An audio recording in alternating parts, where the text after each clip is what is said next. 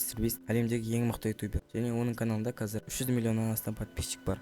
Бірақ біздің бәрімізде сұрақ бар. Қалай ол осыншама көп подписчик жинады? Және біз осы сұрақтың бәрін бүгінгі видеода шешетін боламыз.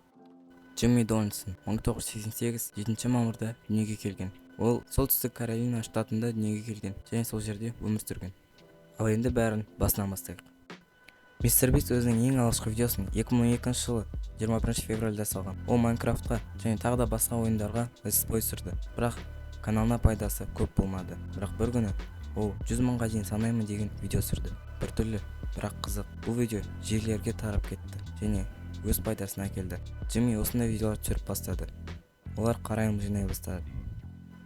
Бір күні реклама берушілер Джиммиға $5000 берді. Бірақ оған $10,000 керек. Ол әдемірек аталады дейді. Бірақ реклама берушілер келіспейді. Сосын Джимми үйдің жанына айналып 2 сағат бойы оларды көндіруге тырысты және өз дегеніне жетті. Видео миллион қаралым жинады. Джимми осындай видеолар түсіре берді және әр видео сайын сапасын жақсартты. Сіздер байқаған шығарсыздар, MrBeast'ті көріп отқанда оның видеосына қалай кіріп кеткеніңізді білмей қаласыздар. Бірақ мен сіздерге түсіндірейін.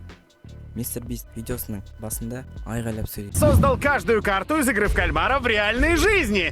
Один полет, на котором стоит $500 000. Және қызық жерлерін айтып береді. Сондықтан біз видеоның басында оның видеосына қызығып кетеміз. Және ол смайликтер, дыбыстар, қызықты кездерін сіздерге көрсетіп тұрады. Бір 5 секунд сайын көрсетіп тұрады.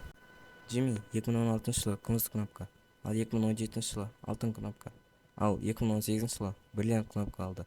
Және тағы да басқа да кнопкалар ала берді. Осымен видео бітті. Ал келесі видео MrBeast жайлы 50 факт болады. Сондықтан осы видеоға көп актив көрсетіп кетейік.